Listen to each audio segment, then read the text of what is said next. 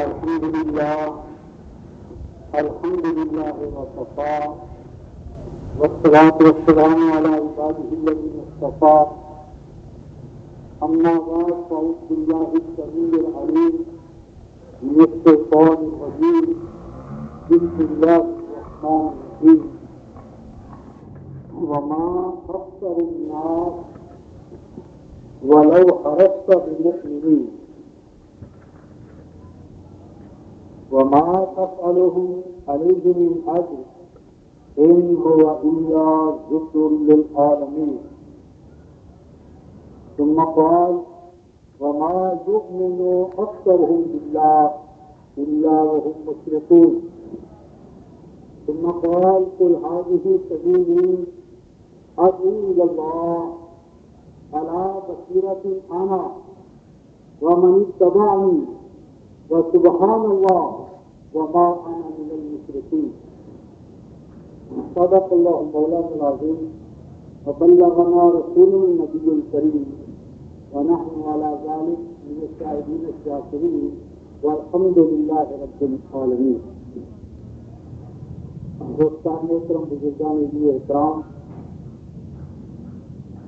آج جس وقت میں سورہ یوسف 12ویں سورہ جو ہے اس کی 3 آیات آیت 106 107 108 یہ 3 آیات تلاوت کی ہیں اور ان آیات کے ضمن میں کچھ روایات ہیں جو ان کی اہمیت پر روشنی ڈالتی ہیں. الفاظ یہ ہیں روایت کے کہ ان القلوب لا تخضع كما يخضع الحديد بالماء. نبی پاک صلی اللہ علیہ وسلم فرماتے ہیں کہ یہ جو ہمارے دل ہیں، دل مومن کا دل، انسان کا دل، کہ جسے اصلاً عرش الرحمان قرار دیا گیا. عرش الرحمان یعنی مومن کا جو دل ہے وہ اللہ تبارک و تعالیٰ کا عرش ہے. نبی پاک صلی اللہ علیہ وسلم فرماتے ہیں کہ جبرائیل نے مجھے اس حقیقت سے آگاہ کیا کہ اللہ رب العزت نے ارشاد فرمایا لا یاسع السماء ولا الارض ولا الجبال ولا البحر. اللہ رب العزت فرماتے ہیں کہ میں سما نہیں سکتا، میری سمائی نہیں ہو سکتی، یعنی سما نہیں سکتا، سمائی نہیں ہو سکتی، مجھے کوئی چیز اپنی لپیٹ میں نہیں لے سکتی، نہ آسمان، نہ زمین، نہ پہاڑ، نہ صحرا و دریا. یعنی اب کائنات پست و بلند تمام آدمی رکھتا ہے، آسمان، زمین، پہاڑ، صحرا، دریا، کچھ کی کری کوئی چیز نہ رہی کہ لا یاسع مجھے کوئی چیز سما نہیں سکتی، نہ زمین نہ آسمان، نہ ان کے مدن پہاڑ دریا سارا. ولاقی یاسع قلب مومن، لیکن مومن کا دل ایسا دل ہے کہ جس میں میری سمائی ہو جاتی ہے. یعنی اللہ رب العزت سما جاتے ہیں، بس جاتے ہیں کہاں؟ قلب مومن. تو قلوب مومنہ جو ہے استاد محترم یہ عرش الرحمان ہے. اسی کو اولیاء الرحمان نے کہا کہ قلوب المؤمنین عرش الرحمان، کہ مومنوں کے دل جو ہیں وہ اللہ تبارک و تعالیٰ کا عرش ہے. لیکن بعض اوقات یہ جو قلوب ہے یہ رنگ آلود ہو جاتے ہیں. ان القلوب لا تخضع، فرمایا کہ دل، انسانی دل، مومنوں کے دل بھی بعض اوقات رنگ آلود ہو جاتے ہیں. اس طرح کما یخضع الحدید بالماء، جس طرح کے پانی کے اندر لوہا پڑا رہے، پانی کے اندر لوہا پڑا رہے تو لوہے پر پانی اثر انداز ہوتا ہے اور وہ رنگ آلود ہو جاتا ہے. اور اس رنگ آلودگی کی وجہ سے جس طرح شیشہ یا آئینہ وہ پانی میں پڑا رہے تو وہ رنگ آلود ہو جاتا ہے، اس سے قذافت نتیجہ کیا ہے کہ چیز نظر نہیں آتی. تو بعض اوقات انسانی قلوب، اہل ایمان کے قلوب کیا ہو جاتے ہیں؟ زنگ آلود ہو جاتے ہیں۔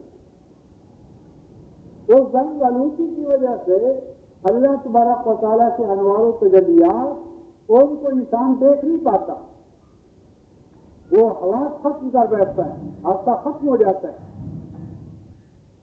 تو سوال پیدا ہوا فما جلاؤہا، یا رسول اللہ صلی اللہ علیہ وسلم، اگر ہمارے یہاں بھائیوں کے دلوں پر یہی کیفیت طاری ہو جائے، زنگ آلود ہو جائے، رحمان کی تجلیات ہم دیکھنے کے اہل نہ رہے، تو کیا اس زنگ کو دور کرنے کی کوئی چیز ہے؟ جس طرح خاصی کائنات میں ہمارے پاس ریتیاں ہیں، ریتیوں سے رگڑتے ہیں لوہے کو، زنگ اتر جاتا ہے۔ اور آج تو الیکٹرانکس کا دور ہے، کرنٹ وغیرہ چارجز اس طرح کی چیزیں کہ وہ صاف کر دیتی ہیں۔ تو صحابہ نے پوچھا تو ماں جلاؤ، ہاں کہ ہمارے قلوب اگر زنگ آلود ہو جائیں تو ان کو صاف کرنے کے لیے، دوبارہ اصل حالت پر لانے کے لیے ہمیں کیا کرنا چاہیے؟ تو نبی پاک صلی اللہ علیہ وسلم فرماتے ہیں کہ لاؤ، ہاں دلوں کے زنگ کو دور کرنے کی جو ریتی ہے، جو آلہ ہے کہ جو دلوں کا زنگ دور کرتا ہے، کیا فرمایا؟ تلاوت القرآن، یہ قرآن پاک کی تلاوت ہے، یعنی اللہ تبارک و تعالیٰ سے قرآن کی تلاوت کرنے سے دلوں کا زنگ جو ہے وہ دور ہو جاتا ہے، اور جب زنگ دور ہوگا تو انوار و تجلیات کا انعکاس شروع ہو جائے گا۔ لیکن فرمایا فما تلاوت ہوگا، تلاوت کیا ہے؟ تلاوت کیا ہے؟ فرمایا تلاوت صرف زبان کا عمل نہیں ہے، ان یرتل اللسان کالببغاء، تلاوت اس چیز کا نام نہیں کہ الفاظ کو زبان دہراتی جائے، کالببغاء، جس طرح کے طوطا کچھ کلمات کو رکھ لے اور وہ کلمات جو اس نے رکھ لی ہے اس کو دہراتا رہتا ہے، ولیکن لا یفہمھا، لیکن اس کو سمجھتا نہیں ہے۔ تو لیست تلاوت کالببغاء، قرآن کی تلاوت طوطے کی طرح رٹنے کا عمل نہیں ہے، ولیکن هی التطہیر بعد التفہیم ثم القیام بما فہم، فرمایا تلاوت کیا ہے؟ اللہ تبارک و تعالیٰ کے الفاظ کے معانی کو سمجھنا اور معانی کے مطابق اپنی زندگیوں کو ڈالنا، اور اس طرح اس رحمانی پیمانے میں ڈل جانا جو کہ اللہ کے کلام کا مقصود ہے، کہ جس کو فرمایا کہ جب تک الفاظ الہی کا نزول تمہارے اپنے دل پر نہ ہو، مراد یہ ہے کہ الفاظ قرآن صرف کوئی باہر کی بات نہ ہو، غیر کی بات نہ ہو، وہ قلب آپ کا جو ہے حساس قلب، ایمانی قلب، وہ محسوس کرے ان کیفیات کو۔ تو جب اس کیفیت میں انسان آتا ہے رفتار محترم، تو قرآن حکیم سورہ البقرہ آیت 121 فرمایا کہ وہ جنہیں ہم نے اپنے ہاں سے کتاب عطا کی ہے وہ اس قرآن یا کتاب کی تلاوت کرتے ہیں۔ کس طرح تلاوت کرتے ہیں رفتار محترم؟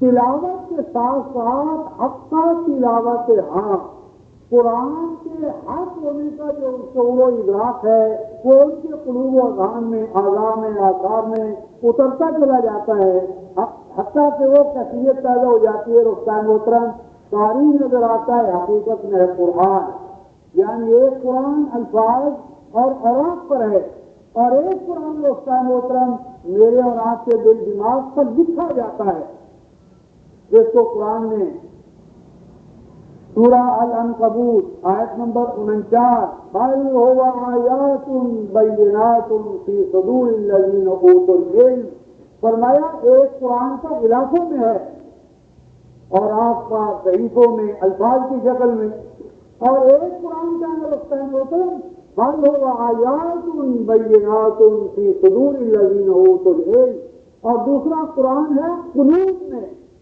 سینوں میں، دلوں میں، دماغوں میں تیز سینوں والا جو قرآن ہے رفتہ محترم، جو دل دماغ کے اندر اترا ہوا ہے، فَتَنَقَّشَ بِهَا الْقُلُوبُ وَالْأَذْهَانُ، اور قلوب و اذہان میں ان کے نقوش پائے جاتے ہیں۔ هَذَا هُوَ الْقَارِئُ، یہ ہے قرآن کا قاری اور قرآن کا خالق۔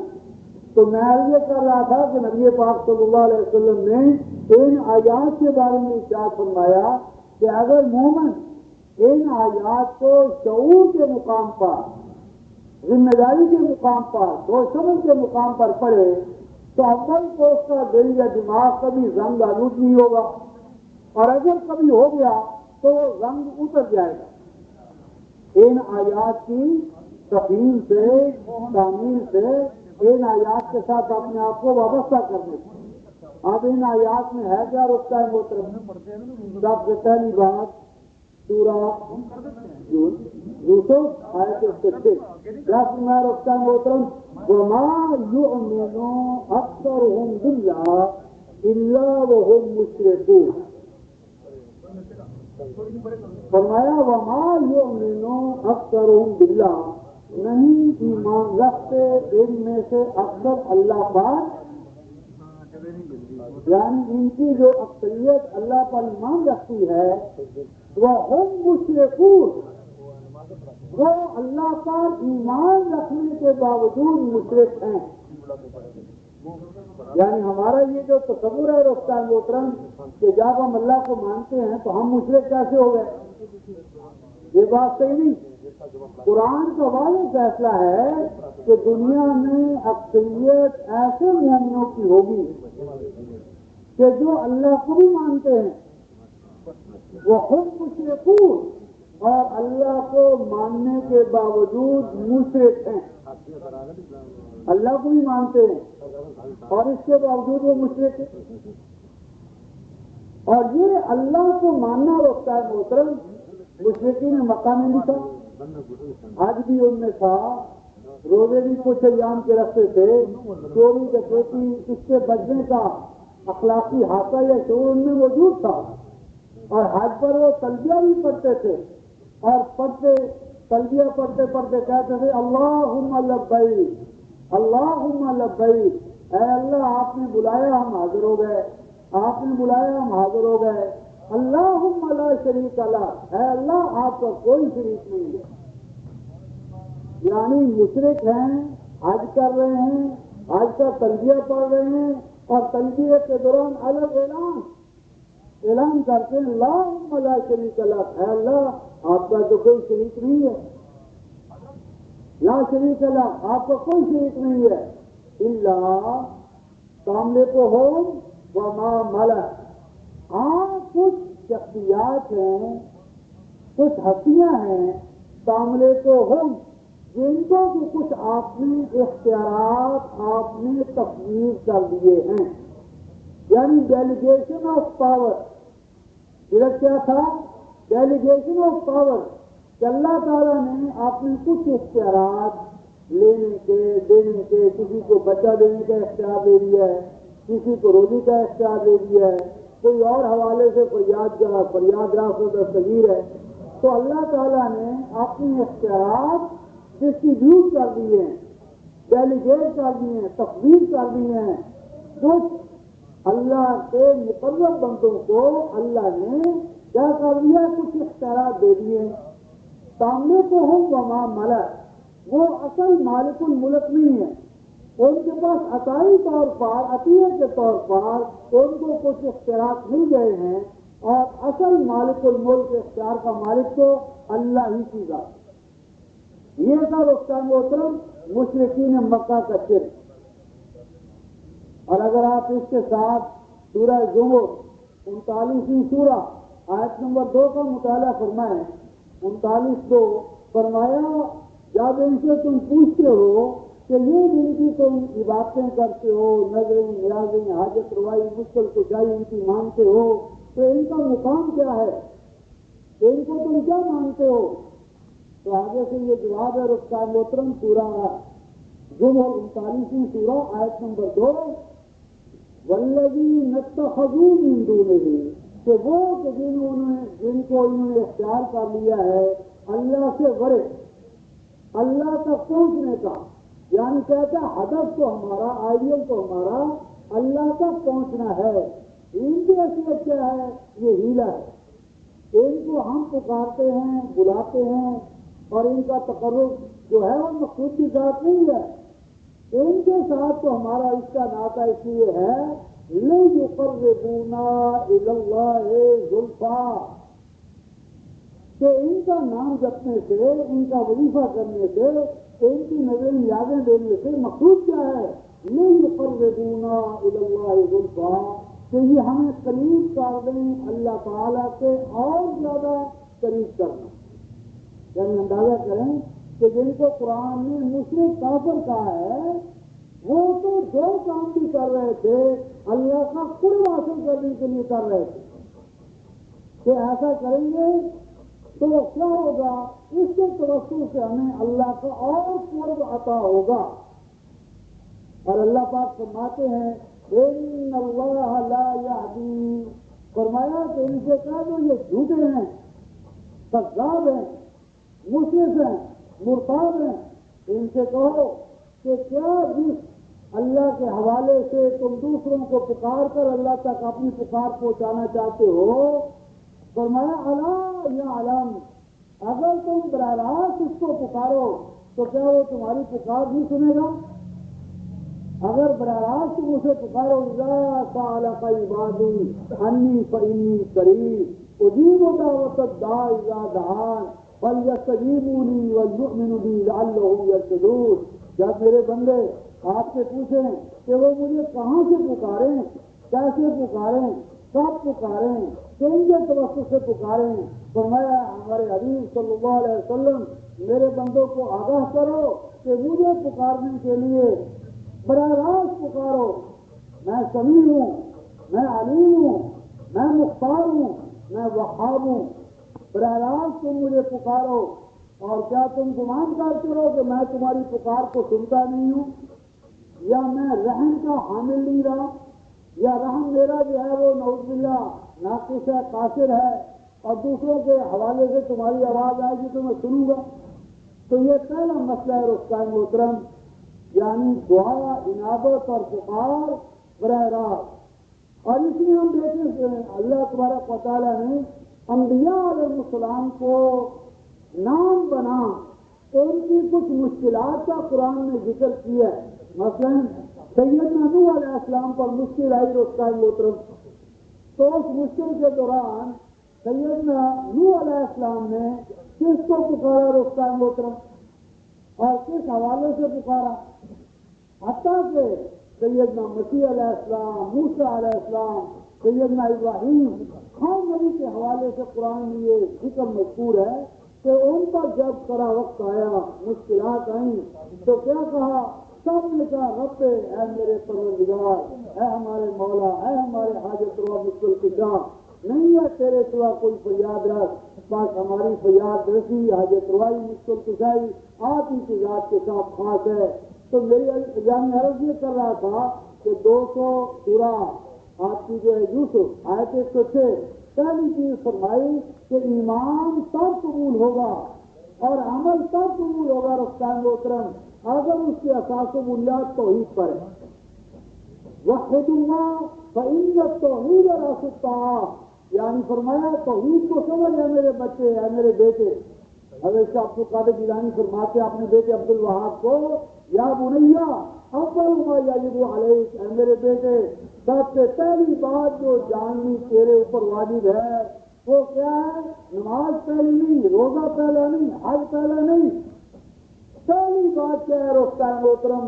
وحد اللہ، ان تتعلم توحید اللہ ثم تقوم بالاعمال فإن الاعمال لا تقبل الا بعد التوحید۔ کیا میرے بیٹے اپنے آپ کو سب سے پہلے توحید الہی کا عارف بنا، کیونکہ اعمال کی قبولیت کے لیے بنیاد کیا ہے رفتار محترم؟ توحید۔ الاعمال لا تتقبل، اعمال، نماز، روزہ، حج، زکوٰۃ جتنے ہیں ان کی قبولیت کے لیے 2 شرطیں رفتار محترم۔ اعمال قبول نہیں ہوں گے مگر قبول ہوں گے دو چیزوں سے، نمبر ایک توحید الہی کی معرفت، اور نمبر دو الاعمال متقیدۃ بما جاء به محمد صلی اللہ علیہ وسلم، اور عمل کے لیے دوسری شرط یہ ہے کہ وہ اس پیمانے، نمونے، ڈائی اور اس پیدل کے اندر ڈھلا ہوا ہو جو نبی پاک صلی اللہ علیہ وسلم نے ادا کی ہے۔ اعمال میں نہ مرضی چلے گی، نہ منچائی چلے گی، نہ میرے اور آپ کا قیاس و اجتہاد چلے گا کہ ہم جس کو اچھا سمجھیں اس کا طواف شروع کر دیں، ہم جس کو اچھا سمجھیں اس کا چومنا چاٹنا شروع کر دیں۔ تو چومنا چاٹنا طواف جتنے بھی میری مراد اعمال ہیں مومن کے، وہ متقید ہیں، اور مومن سترے میں مہار نہیں ہے، یا وہ عقیدے قیاس کے گھوڑوں پر سوار نہیں ہے۔ تو اللہ کی توحید اور نبی پاک صلی اللہ علیہ وسلم کی سنت، یہ اعمال کی قبولیت کی دو بنیادی شرطیں ہیں رفتہ محترم۔ تو یہ تو پہلی بات ہوئی سورہ یوسف آیت 106۔ پھر فرمایا قل هذه سبیلی ادعو الی اللہ علی بصیرۃ انا ومن اتبعنی وسبحان اللہ وما انا من المشرکین۔ یہ رفتہ محترم سورہ ہے یوسف اور آیت 108۔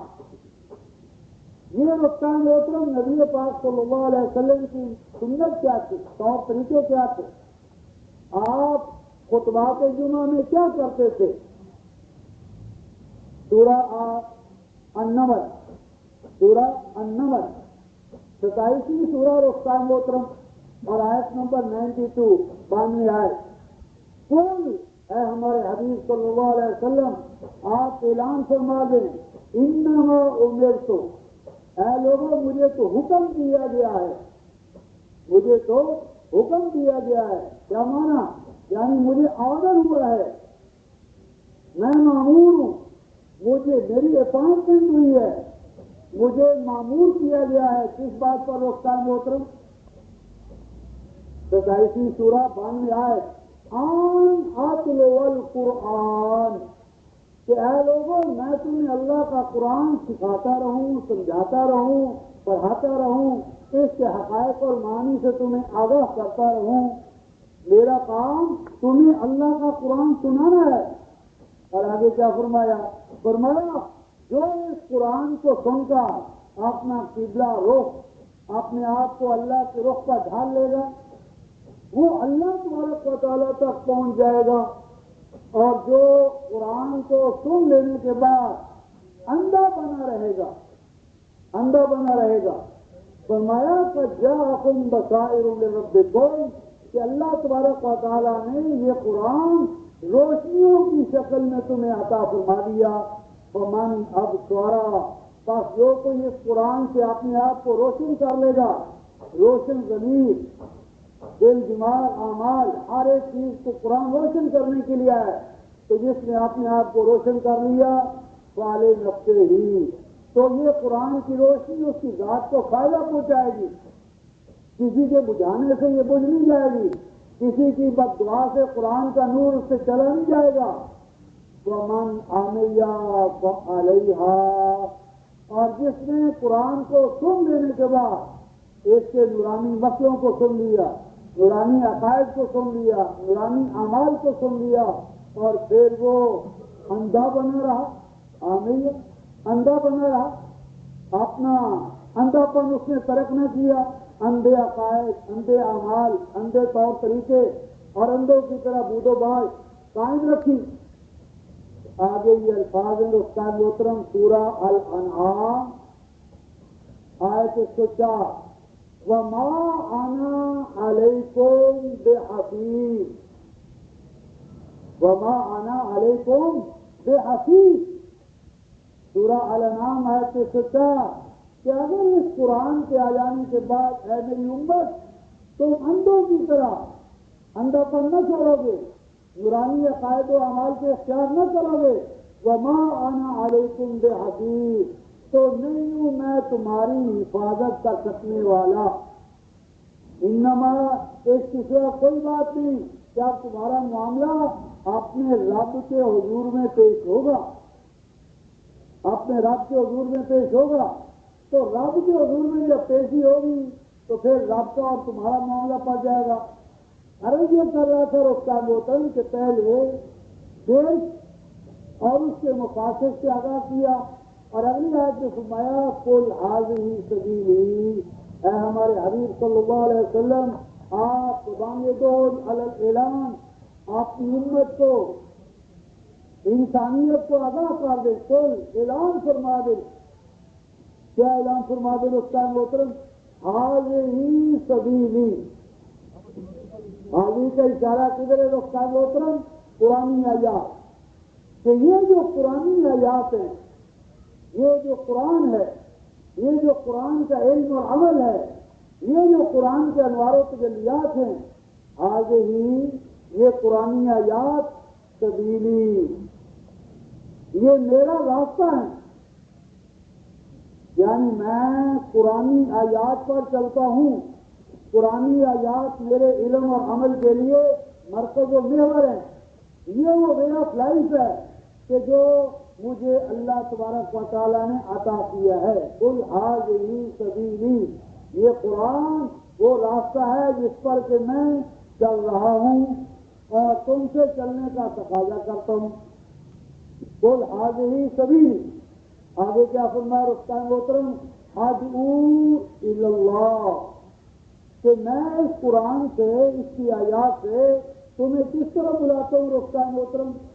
الی اللہ، اللہ تبارک و تعالیٰ کی جانب، یعنی نبی رستم محترم یا اللہ انبیاء یا رسول اپنی ذات منوانے کے لیے نہیں آتے، اپنی ذات کو پجوانے کے لیے نہیں آتے، وہ تو خدا نما ہوتے ہیں، وہ اللہ کا راستہ دکھاتے ہیں، اللہ کی ذات و صفات کا تعارف کرواتے ہیں، اور اللہ تبارک و تعالیٰ سے ہمیں جوڑنے کے لیے نبی آتا ہے۔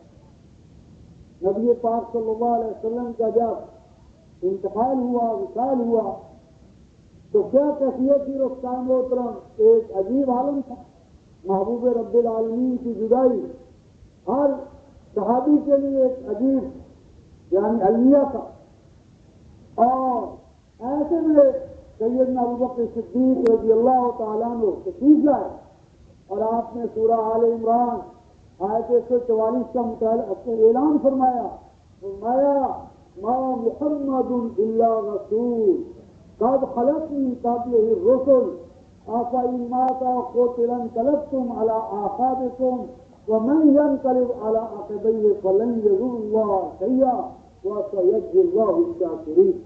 دیکھو محمد صلی اللہ علیہ وسلم اللہ کے رسولوں میں سے ایک رسول تھے، وہ اللہ کا پیغام دینے کے لیے آئے تھے، وہ ہمیشہ کے لیے مادی طور پر، بشری طور پر، جسمانی طور پر تو ہمارے اندر رہنے والے نہیں تھے، وہ اللہ تک پہنچانے کے لیے آئے، اللہ کا پیغام دینے کے لیے آئے۔ اللہ کا پیغام زندہ پیغام ہے، اللہ زندہ ہے، اللہ کا پیغام زندہ ہے، اللہ کا دین زندہ ہے، اللہ کے طور طریقے زندہ ہیں۔ پہلو سن لو، من کان یعبد محمدا فإن محمدا قد مات، اگر کسی کا معبود محمد رسول اللہ صلی اللہ علیہ وسلم کی ذات تھی تو اسے تو نہیں ہونا چاہیے کہ وہ آج دنیا میں نہیں ہے، آج دنیا میں نہیں ہے، اور کس نے یہاں ہمیشہ کے لیے دنیا میں رہنا ہے۔ اور آگے فرمایا من کان یعبد اللہ فإن اللہ حی لا یموت، اور جس کا رشتہ تعلق قبلہ کعبہ اللہ کی ذات ہے، جس تک محمد رسول اللہ صلی اللہ علیہ وسلم پہنچانے کے لیے آئے تھے، تو وہ اللہ حی و قیوم ہے، اس کا دین حی و قیوم ہے، وہ مرنے والا نہیں، مٹنے والا نہیں۔ آؤ اللہ کے دین کے انصار بن کر آگے بڑھو۔ تو جب سیدنا عمر فاروق رضی اللہ تعالیٰ عنہ نے یہ یعنی الفاظ سنے تو فرماتے ہیں کہ انما گویا کہ مجھے محسوس ہوا کہ یہ آیات ابھی ابھی نازل ہو رہی ہے۔ تو یعنی انبیاء علیہ السلام کے بعد افضل البشر بعد التحقیق کون ہیں؟ سیدنا ابوبکر صدیق رضی اللہ تعالی عنہ۔ فرماتے ہیں نبی مکرم صلی اللہ علیہ وسلم ما من امتی من علیہ، میری امت کا کوئی ایسا فرد نہیں کہ جس نے میرے ساتھ کچھ احسان کیا مگر الا وقد ادیت اداءہ، مگر اس کا میں نے احسان لوٹا دیا ہے، کسی نہ کسی شکل میں اس کا احسان اس کو واپس کر دیا ہے، میں نے اس کو اپنے اوپر نہیں رکھا۔ فرمایا اللہ علی بکر، لیکن جب بکر صدیق ثانی اثنین اذ ہما فی الغار، یہ وہ ذات ہے کہ اس نے میرے اوپر وہ احسان کیے ماں ادیت ادا، کہ جن کی ادائیگی مجھ سے نہ ہو سکی، فادعو اللہ یوم الجزاء، پس قیامت میں اللہ کے حضور میں دعا کروں گا کہ اللہ ان یجزیہ عنا، کہ اللہ اس مرد مومن کو ہماری جانب سے، امت اسلام کی جانب سے اور اپنے محبوب صلی اللہ علیہ وسلم کی جانب سے جزائے احسن عطا فرما، جزائے اجر عطا فرما۔ تو عرض یہ کر رہا تھا رفتان وطن کہ یہ اللہ کا قرآن کلام دین حی و قیوم اللہ کا نمائندہ ہونے کے حوالے سے سعادت قائم رہنے والا ہے۔ تو آپ ارشاد فرماتے ہیں کہ میں اس قرآن کے ذریعے تمہیں اللہ کی طرف دعوت دیتا ہوں، اور دعوت کس طرح دیتا ہوں رفتان محترم؟ علی بصیرۃ انا، کہ یہ قرآن کی جو دعوت ہے، دعوت اللہ، یہ اندھوں پیروں کی طرح نہیں ہے، بلائنڈ فیتھ نہیں ہے، یہ کوئی ڈاگما نہیں ہے، یعنی اندھا عقیدہ جس میں کوئی دلیل نہ ہو، دعویٰ جس کے پیچھے برہان نہ ہو، جو دلائل کی بنیاد پر ہے، وہ کتنے بھائیوں میں سمجھاتا ہوں، اس کا فکر، اس کا فلسفہ، اس کا پس منظر، اس کی ضرورت، اس کی افادیت، یعنی آپ کا جو میتھڈ ہے وہ آرگومنٹیٹو ہے، دلائل و شواہد پہ مبنی ہے، اور ایسے دلائل و شواہد جو کائنات فطرت کی طرح عبدالآباد کے لیے ہر زمان ہر مقام اس میں وہ قائم رہنے والے ہیں۔ اور آگے فرمایا رفتان محترم علی بصیرۃ انا، اور آگے کیا فرمایا؟ وَمَنِ اتَّبَعَنِی، سورہ یوسف رفتان محترم آیت 108، وَمَنِ اتَّبَعَنِی، نبی پاک صلی اللہ علیہ وسلم کی سنت سے چلنے والا اور آپ کی جماعت میں آنے والا کون ہے رفتان محترم؟ فرمایا کہ جو تمہیں میرے نقش قدم پر چلتے ہوئے قرآن کے ذریعے اللہ کی طرف دعوت دے، پہلی پہچان۔ نمبر 2، علی بصیرۃ انا، وہ تمہارے عقل و خرد کے چراغ کو گل نہ کرے، عقل اور منطق سے پیدل کرنے والا نہ ہو، وہ تمہیں دعوے کے ساتھ دلیل دے۔ اور آگے کیا فرمایا؟ وَمَنِ اتَّبَعَنِی، اور میرے نقش قدم پر چلنے والا، میری سنت پر قائم ہونے والا، میری جماعت میں آنے والا، اس کی تو پہچان یہی ہو۔ یعنی اہل سنت والجماعت کون ہے رفتان محترم؟ جو اللہ کے قرآن، نبی پاک صلی اللہ علیہ وسلم کی سنت مطہرہ، اور پھر اللہ تبارک و تعالیٰ کی توحید کی دعوت، اور یہ تینوں کام کریں علی بصیرۃ، روشنیوں کی بنیاد پر، دلائل کی بنیاد پر، اندھے سیج کی بنیاد پر نہیں۔ اور آگے فرمایا وَسُبْحَانَ اللَّهِ وَمَا أَنَا مِنَ الْمُشْرِكِينَ، سورہ یوسف آیت 108۔ سوال پیدا ہوا کہ اللہ تبارک و تعالیٰ اپنی دعوت کو دلائل کی بنیاد پر کیوں پیش کرتے ہیں، کیوں بنوانا چاہتے ہیں؟ رفتان محترم سورہ البقرہ آیت نمبر 2، ذالک الکتاب لا ریب فیہ، یہ کتاب ہے، دستور حیات ہے، لا ریب فیہ، جس میں کوئی شک و شبہ والی بات ہے ہی نہیں، یعنی قرآن کی کوئی بات نہیں، ہر بات شک و شبہ سے بالا۔ لیکن سورہ الفرقان 25ویں سورہ آیت نمبر 74، عباد الرحمان، اللہ پاک نے اپنے بندوں کے اوصاف بیان فرمائے ہیں۔ سورہ فرقان 25ویں سورہ آیت نمبر 63 تا 75، عباد الرحمان، تو ان کا آخری وقت یہ بیان فرمایا اذا ذکروا بآیات ربہم لم یخروا علیہا صما وعمیانا، رحمان کے بندے تو وہ ہیں جو قرآن کی لارب آیتوں کو بھی اس طرح نہیں پڑھتے جس طرح اندھے اور بہرے پڑھتے۔ تو یہ جو اندھے اور بہرے ہیں رفتان محترم، ان کے بعد فرمایا وہ سبحان اللہ، وہ اللہ کا کلام، اور وہ اللہ ہمیشہ عقل و خرد کا چراغ گول کر دو، बोल करके अकलो फिरत के खिलाफ तो मुझे मानो, ये तो अल्लाह से, अगर अल्लाह ऐसा दावा करे तो ये नफ्स है, और मैं ऐसे नाकिस अल्लाह को नहीं मानता। सुबहान अल्लाह, मेरा अल्लाह तो हर तरह के नकायस और कमजोरियों से पाक है। वमा अना मिनल मुशरिकीन, फरमाया मुशरिक तो करते ही हैं, तो उनके पास कोई दलील मंतक साइंस होती नहीं, तो फरमाया कि मेरा उनसे भी कोई ताल्लुक नहीं। तो खुलासा कलाम ये हुआ रुस्तान मोहतरम के आज दुनिया में नबी पाक सल्लल्लाहु अलैहि वसल्लम के दीन की जो दावत है, दावत तौहीद और आपके सुन्नत मुतहरा की दावत, वो हमारे कुलूब व अज़हान को मुनव्वर करने के लिए है। अल्लाह पाक से आपके तौर तरीकों के मुताबिक हमें पहुँचाने और इसको अपनाने और इस पर कायम होने की तौफीक अता फरमाते रहे। आपके मुताबिक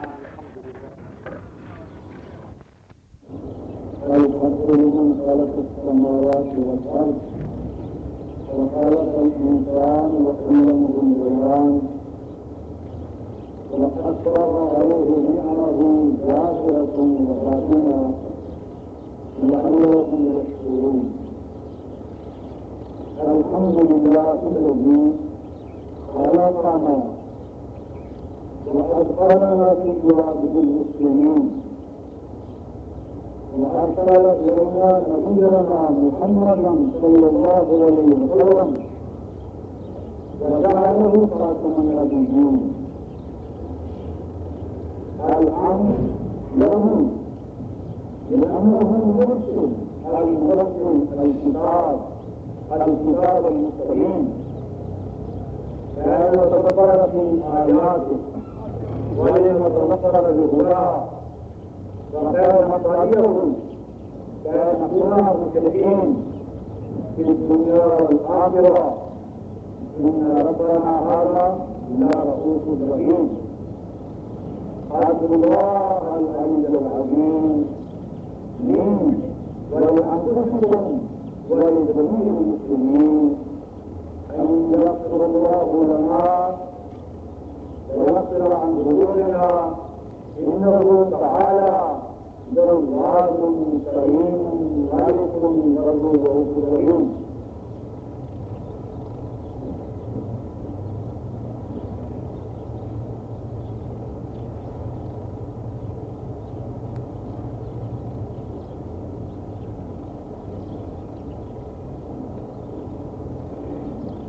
بسم الله الرحمن الرحيم.